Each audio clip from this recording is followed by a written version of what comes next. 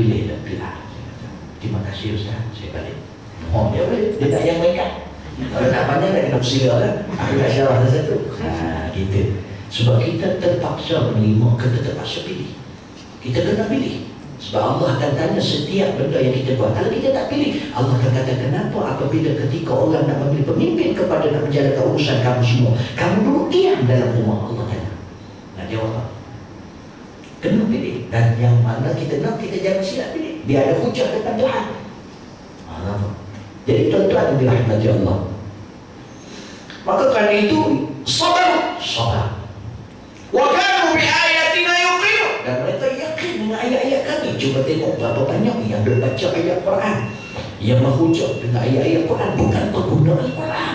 Berhujah Al-Quran ini untuk dihujah. Tak kiralah dalam bidang kekeluargaan ke, dalam bidang politik ke, dalam bidang sosial ke, semuanya memang kena rujuk Al-Quran. Jadi kenapa bila dalam bidang politik kita guna ayat Quran, dia kata jual Quran dan guna Quran untuk sokong parti dia? Kenapa jadi begitu? Kenapa sehingga pikiran? Habis dalam politik tu tak boleh nak sebut ayat Quran. Habis nak rujuk pada siapa? Sedangkan ayat tadi terang-terang fa inna naza'tu fi syai'in farudduhu ila Allah wa Rasul. Jadi nak kena kembali. Maka tengok ayat Quran, dekat ulama ramai. Sekarang ni kan macam-macam patua pemimpin ni, mari Tok Guru ni, mari Tok Guru ni.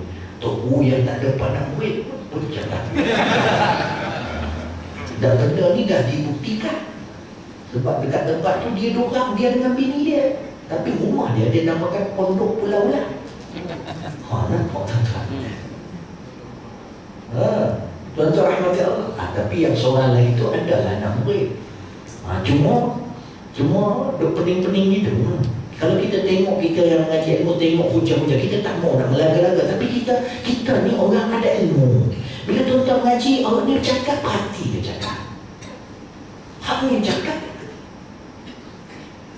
Bukanlah semuanya sempurna. Contohnya macam Al-Fatih, Tuan Guru kita yang kita sayang, Tuan Guru ni Aziz. Dia ada dulu menyebutkan bahawa Tuhan bersila lindik di atas arsy. Memang betul daripada sudut tauhid salah cara Tuan Guru sebut. Sebab dalam ahli sunnah wal jamaah tak boleh nak sebut Allah. Kalau kita kata Allah tu bersila atas arsy, tapi bukan macam kita, tak boleh.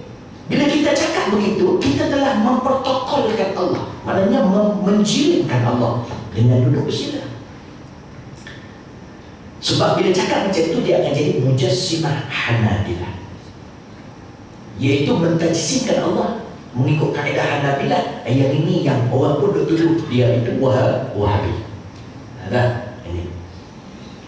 Tapi tuan-tuan, kalau kita dengar sendiri Tuan Guru disebut, dia kata kalau hamba saya mari dalam bab ni nak kena berkembang. Tapi kalau duk cana tak luar sampai bila hamba nak betulnya, dia kata kita nama. Sebab kita manusia. Lepas tu dia terangkan pula, hamba ni menyebut dalam hujah dia kata Allah tu istawa tu masuk bersila.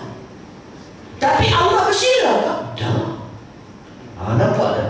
Takut dia mungkin penyampaian tu orang takut silap faham. Dia bukan kata Allah bersila. Walaupun ada setengah tu dia sebut bersila lendik tu, maknanya bersila lendik tu maknanya bersila. Maka tuan-tuan rahmati Allah SWT, kalau yang terbaru, kalau kita tengok penerangannya, dia kata maksud dia istawa, maksud dia kalau terjemah pada sama bahasa kita ni maknanya bersila.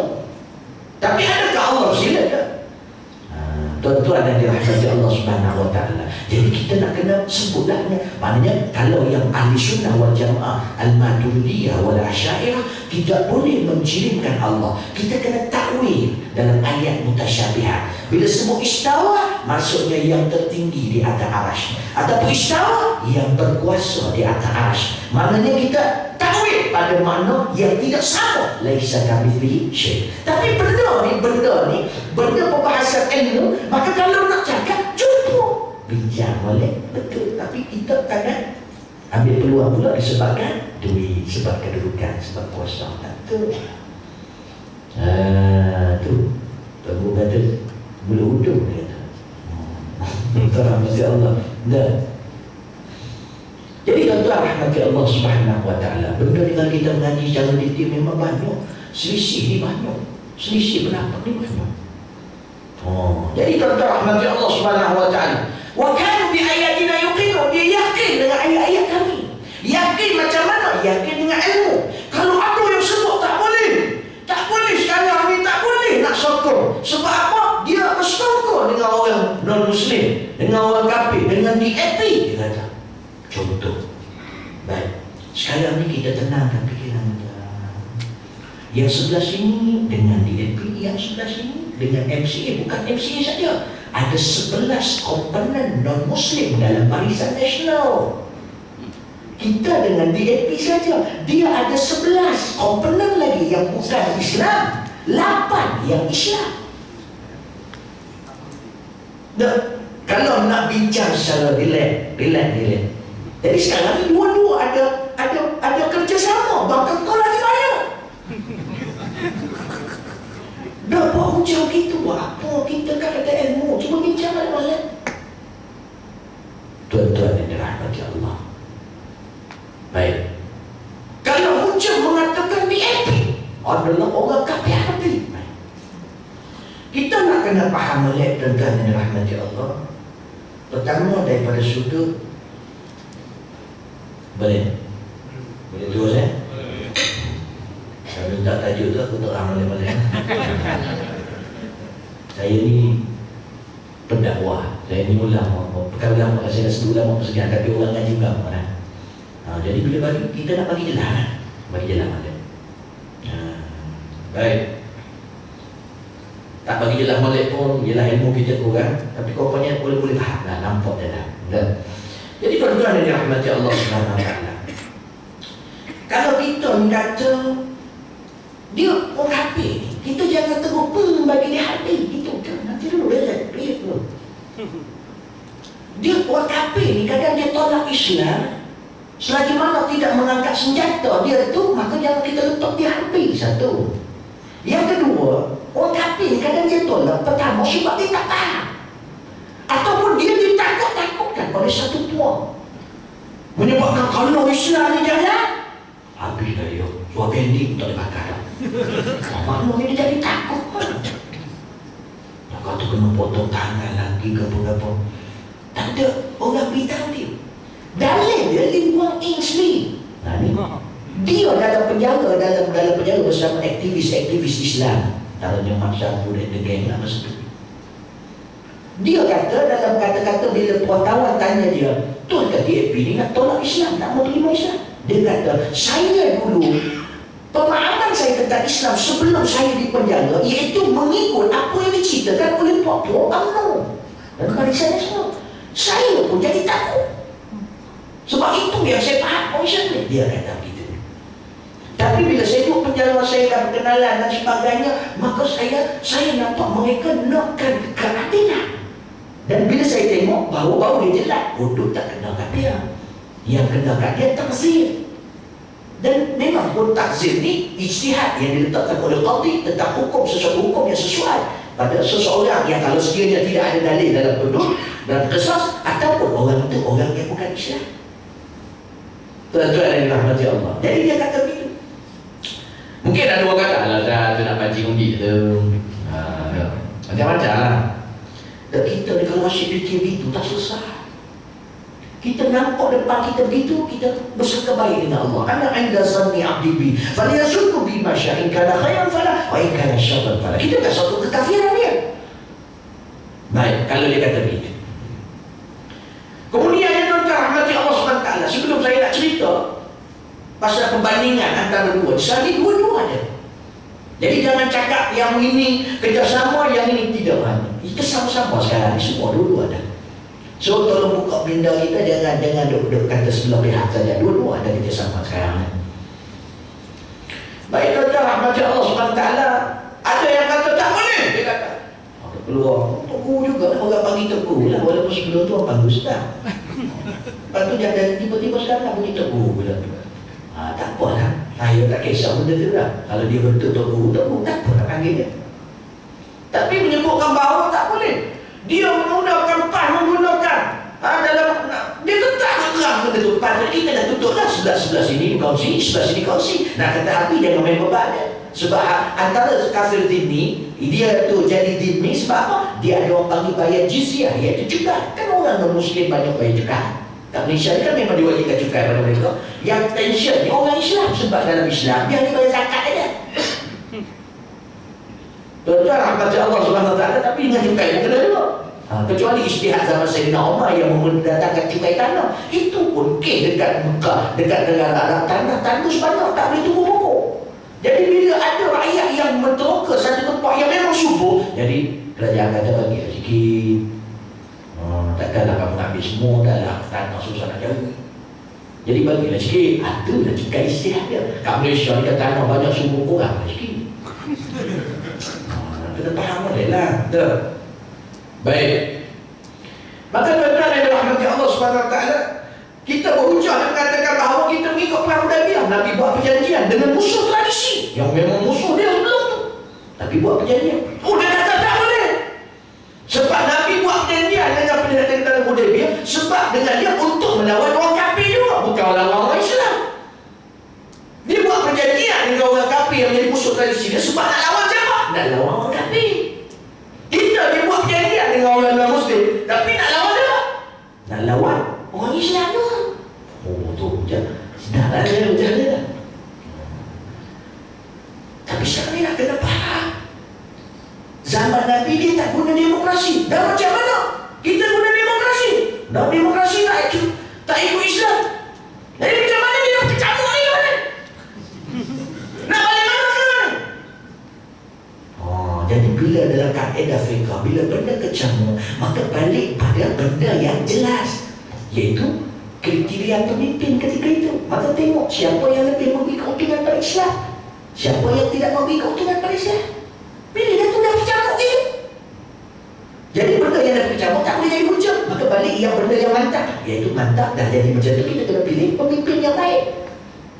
Kias kepada Nabi Muhammad apabila berlaku hijrah ke Habsyah, Nabi kata pergilah berlindung di sana wahai Ja'far bin Abi Talib, sesungguhnya di sana ada pemimpin yang baik. Sedangkan pemimpin itu Nasrani.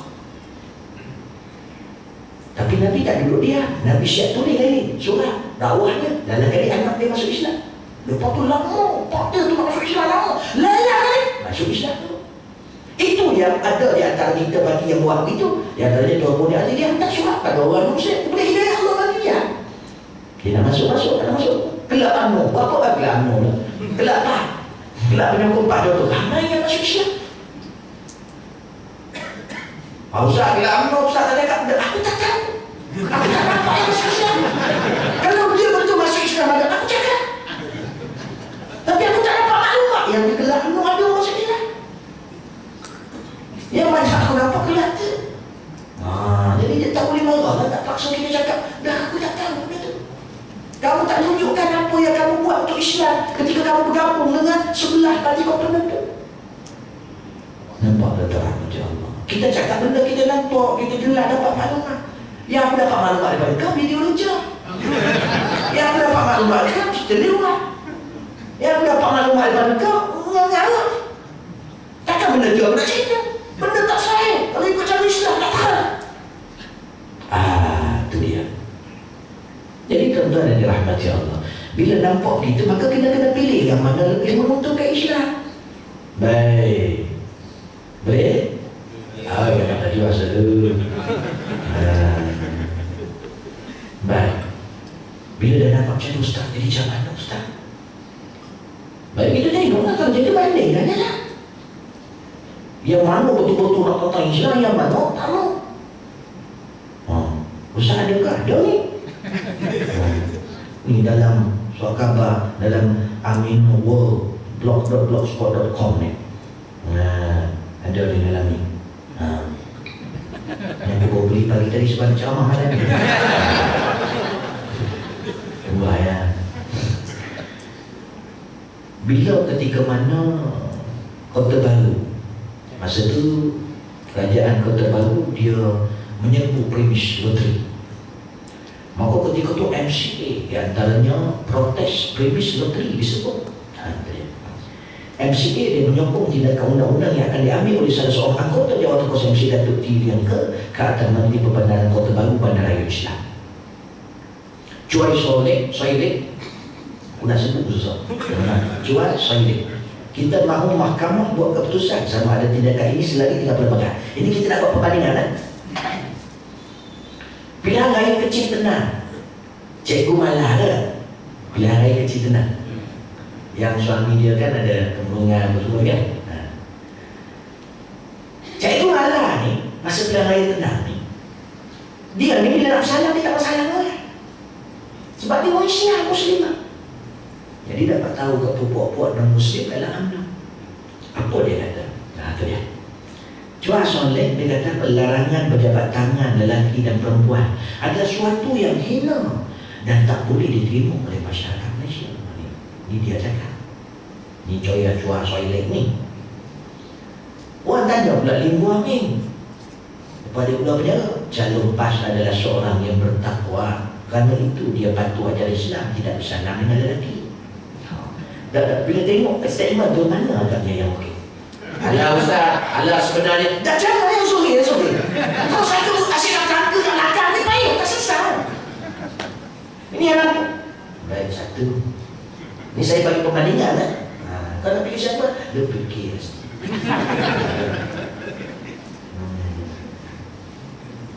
Kemudiannya antara contohnya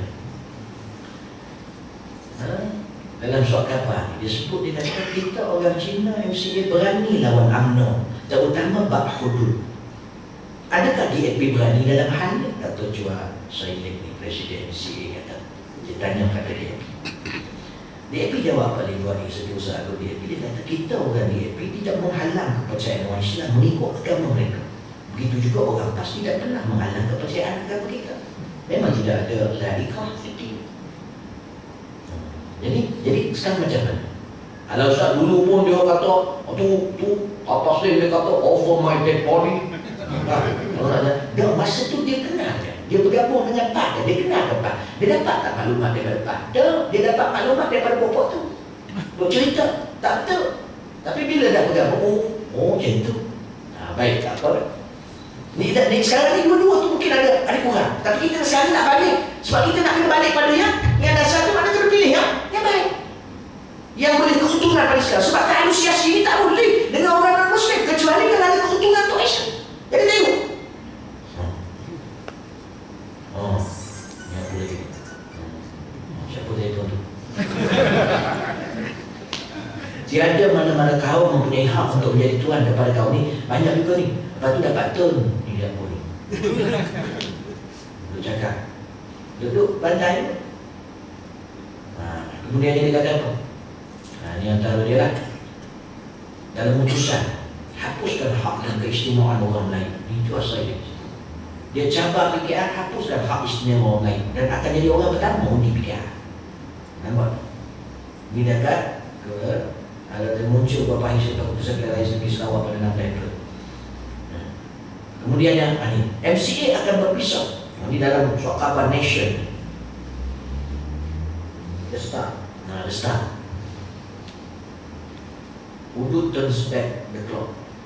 Itu aku tak faham kan. Ini dia terjemah sini. MCA akan berpisah dengan UMNO jika laksana hudud. MCA hari ini mengulangi pembelian yang anti hudud sehingga akan sanggup berpisah dengan sekutu lamanya UMNO jika parti Melayu itu melaksanakan perundang Islam. Sebab apa? Ada orang UMNO ni yang dia rasa macam, aku rasa nak jadi orang yang buat hudud. Jadi dekat Johor dia berpakat nak buat kan. Ni makcik kita ni, Ayub ni, dia cadang Johor terajui hukum hudud supaya senyap kata kah ni dia nak kita ni jaga hukum Islam, nak ikut sana Islam. Tahu ni dia kata kalau UMNO dia buat benda tu selesai jalan, kami bubar. Kenapa gitu? Sebab kita nak Islam jalan, tak ada masalah. Bukan bila puasa dah. Pak tak mau jalan, biar kami jalankan. Tapi kalau kami nak jalan, kami nak kena ada puasa. Sebab kami baru nak buat di Kelantan, muatas surat sama Mahathir. Hantar surat kata jika dia buat juga, akan tindakan tegas akan diambil. Jadi akhirnya tak buat. Jadi Ayub pun cadang, Johor terajui hukum hudud. Maka bila begitu, saya puji dia, mungkin ada kesedaran. Tiba-tiba Julai 2012 Presiden MCA Datuk Seri Dr. Chua Sohaili kata ada UMNO Johor mencadang supaya hukum hudud dilaksanakan kata orang Islam.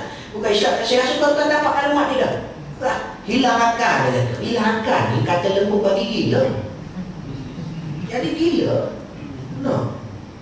Sedap dia cakap orang Islam itu. Ketua Menteri Pulau Pinang. Kalau kita tengok sekarang dia nak Ketua Menteri Pulau Pinang. Kata apa tengok? Tengok Pulau Pinang. Dah orang Cina dah tak pilih. Nampak? Apa dah jadi? Oi. Daripada start Merdeka 1957 memang Cina dah. Kau nak tipu rakyat kau mana ni? Nak pusing-pusing kau mana ni? Ni nak sebut susah. Wong tahun ni. Dah. Lepas tu dia siapa ni? Ni Jong Yu pun ni. Lepas tu Kau Sukun. Lepas tu Lim Guang Eng. Kau Cina Islam apa etika? Aku tak tahu, itu aku tak tahu. Lim Guang Eng. Jadi kita sekarang ni bila dah ada macam tu, macam mana? Maka tengok peruntukan, tengok yang untung Islam. Jadi kalau kita tengok ni, yang sekarang ni 2009 peruntukan haluan Islam fakta dia 20.5 juta 2009 dia bagi untuk haluan Islam di Pulau Pinang. 2010 24.3 juta naik. 2011 RM 33 juta. 2012 lah ni RM 64 juta. Waduh.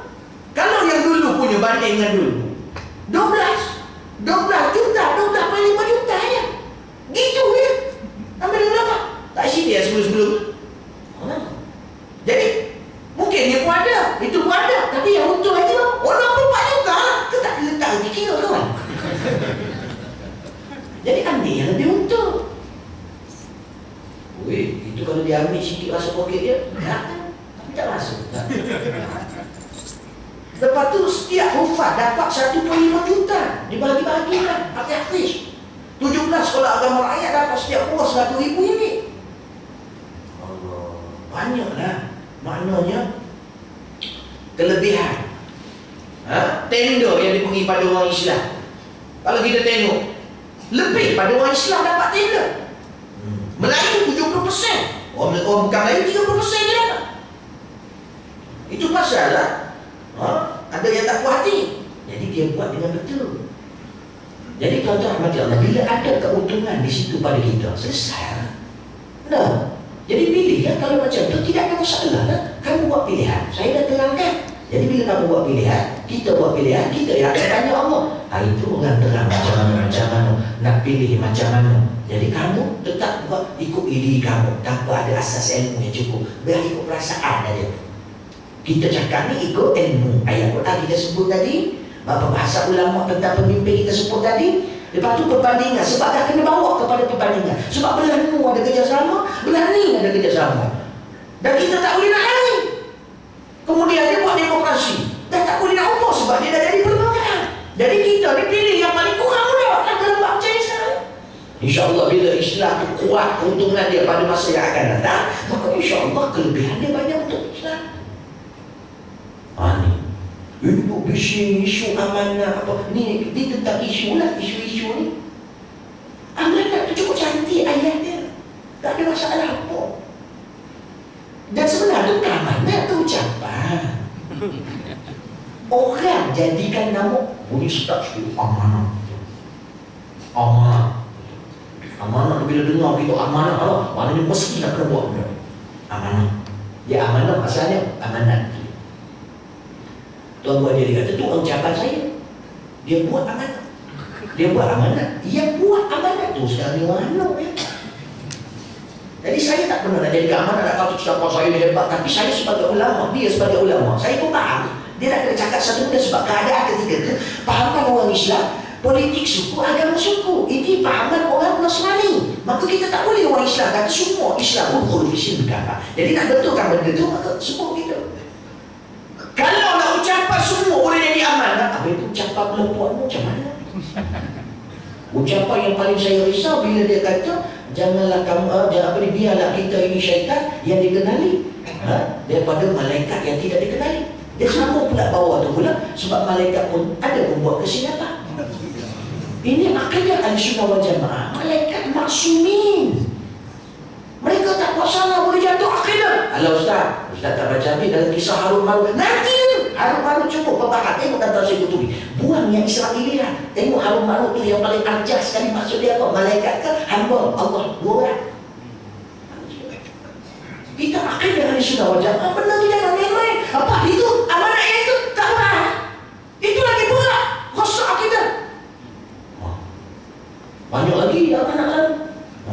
Tentang dulu dia kata tutup aurat, hukum tutup aurat di zaman Nabi diwajibkan sebab apa? Sebab warat kuat nafsu masa tu. Tutup. Tak risau kata Tuhan. Dan kita ni untuk kita bukan sekali tak tengok pada batin, tapi kita nak tengok, kita sempat buat pilihan. Maka tak risau tu kalau kita teruskan yang pokok yang macam tu, yang jahil terus menyebabkan rosak akidah kita. Jadi ini mungkin kat sini orang fahamlah mengaji. Mudah-mudahan sampaikan pada kat luar. Cik-cik, wak-wak dan sebagainya. Saya orang tanya saya jawab. Dan mengajar saya terang. Itu kalau nak buat perbandingan. Banyaklah isu kalimah Allah. Benda tu sudah dijawab. Cuma peluang nak tengok dalam, tak tunjuk dalam TV. Orang-orang tua dia tetap pegang. Sebab apa? Dia tak buka internet. Dia hanya buka TV je. Dalam TV pula tidak adil. Tak nampak ke ketidakadilan itu jelas molek? Tak nampak ke? Jadi kenapa kita ni ikut nafsu? Itu yang kata, yang orang sebut tentang demokrasi itu payah. Sebab dia serah pada rakyat pilih. Rakyat ni banyak jahil dan banyak ditipu oleh pemimpin. Nampak? Tapi dah jadi macam tu, kita kena carilah yang terbaik, yang paling kurang mudah. Saya suka masa ada satu tempat tu, dia duduk cakap bersama dia kata gini lah, saya ni bukan sokong pak, dia kata cuma tuan gua ajar ni kita guru, dia semayang tak tinggal, buat-buat benda baik banyak, dan dia bagi ilmu kita banyak. Kita, maknanya dia tidak merasua, dia tidak berzina, dia tidak tak ada benda-benda macam tu. Jadi kita pula kata dia gini lah, macam mana kalau kita pergi jumpa dia malam ni dekat Besut, mari kita jumpa dia malam ni, kita tanya dia, selesai betul hukum, minta dia terang kat kita. Ni duk cerita-cerita tak sedap. Dah kita nak bagi bahan dulu. Dah masalah tak ada. Macam mana nak jumpa? Kena jumpa dulu. Sebab yang cakap ni orang temu. Jadi kena nak tanya orang yang cakap lah. Lama. Ini ayam kokok kita ada kucing.